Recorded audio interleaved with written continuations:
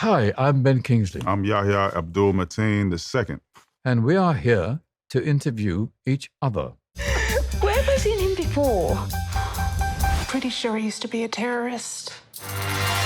Next! You can slate whenever you're ready. Simon Williams, reading for Wonder Man. So Ben. Yes. So how does Trevor Slattery see himself when the series begins, and how accurate is that self-image? I think it's not a very accurate self-image because I think he feels that having landed in LAX, that the road to stardom is paved with gold.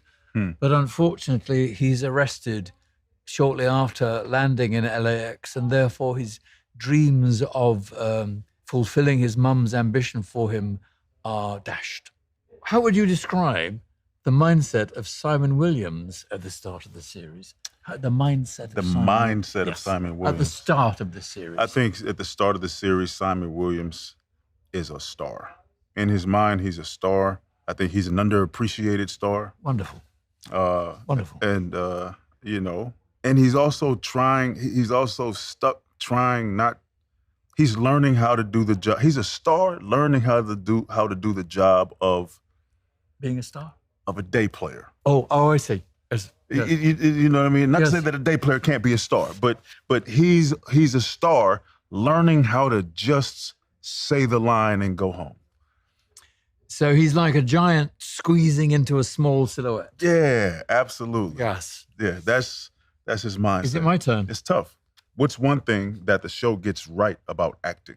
I think what the show will demonstrate about acting is if you watch the show, you will see every member of the cast in the show absolutely committed to the story. They're all in the same story. It doesn't always happen. Mm-hmm.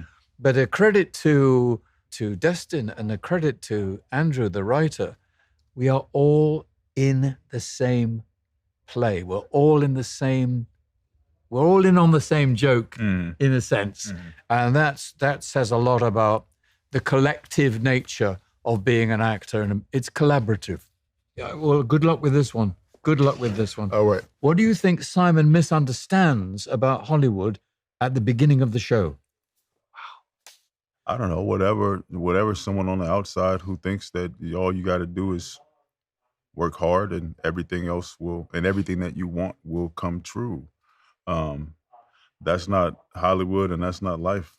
And that's probably what the creed that Simon lives by, just work hard. And I don't think he misunderstands anything then. You seem to have a very serious understanding of the landscape. Well, I do, but I think that's one of the reasons why Simon it does say Simon. I think it's one of the reasons why, it doesn't say Yahya.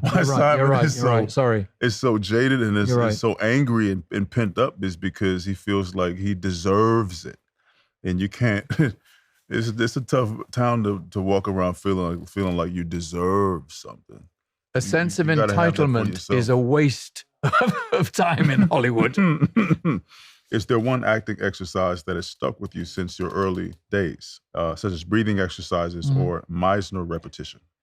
I think because I had the great honor of working with Cicely Berry at the Royal Shakespeare Company, it's probably her voice in my head rather than any exercise. It's a wonderful voice in my head, and she had a way of explaining how you, and it's almost abstract, inhabit the word. I like that. It therefore connects with diaphragm breathing, with keeping everything relaxed here, but to inhabit the word. I like that. Yeah, Cicely Berry, God bless her, she was wonderful. Simon meets Trevor Slattery. Oh, that was me. Simon meets Trevor Slattery at a very specific crossroad. Wait for it. How would you describe what Trevor represents to him? How would you describe, when we meet at this crossroad, remember, how would you describe what my character, Trevor, meant to your character, Simon, at the crossroad? At the crossroads, he represents an opportunity.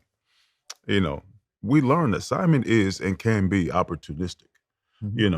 Simon, he hears someone talk about Wonder Man. Oh, yeah, that's the meeting. Of course it is. I hear this dude talk about a big audition. And if he doesn't hear him talk about Wonder Man, he hears him talk about a big audition. Opportunity. So it's an opportunity.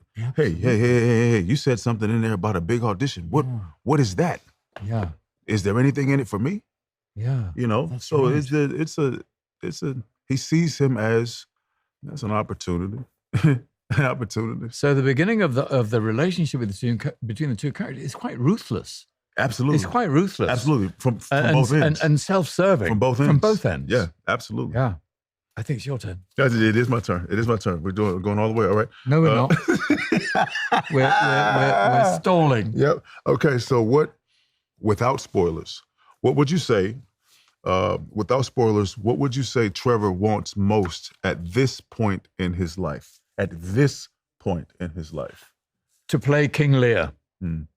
To play King Lear again, because he had to try it earlier in his career, and it got rather mediocre reviews, and he probably drank too much and was rather rude to his fellow cast members. But the reinvented Trevor, I think, deserves a second chance at either Shakespeare's King Lear or Shakespeare's Prospero in The Tempest. Oh, he would do that. Oh, he would do that beautifully. Yeah. But Shakespeare, definitely. What draws these two characters together?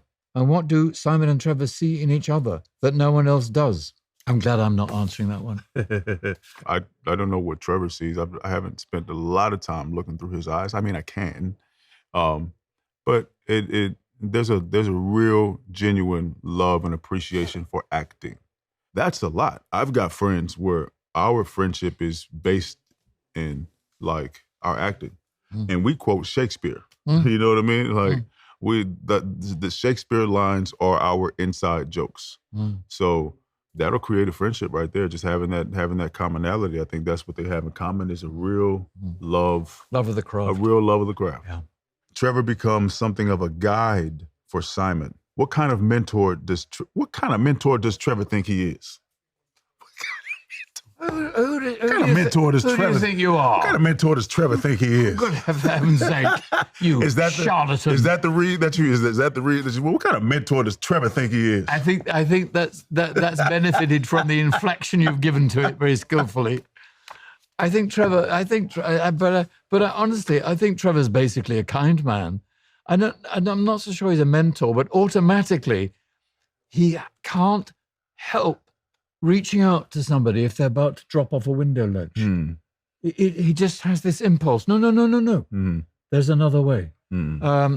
I think possibly because he has fallen so badly amongst thieves with his drugs and alcohol and has now recovered. He has the compassion to help others not to go down that path. Yeah.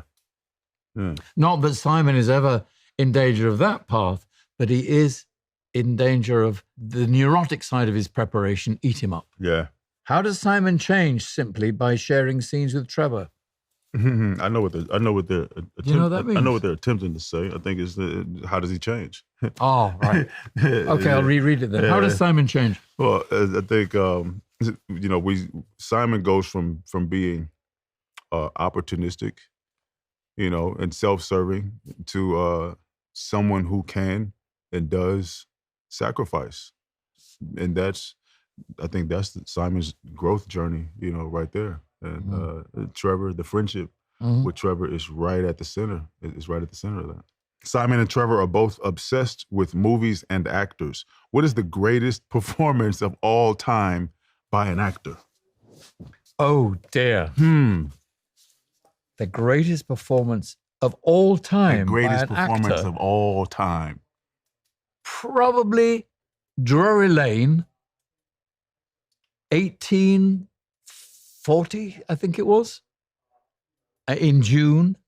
And it was Edmund Kean on stage in The Merchant of Venice playing Shylock. And the theatre was half empty. And in the interval, people left the theatre and said, you've got to be inside. So by the end of the play, there were people hanging from the rafters. What? It was the first naturalistic performance of a Shakespeare character seen in centuries. And he played Shylock as a man. not as a caricature of a Jew, but as a man. Yeah. So Edmund Keane at Drury Lane. And they went out and said, "You got to be inside here." Isn't that beautiful? That's cold. That's cold. Yeah. That's cold.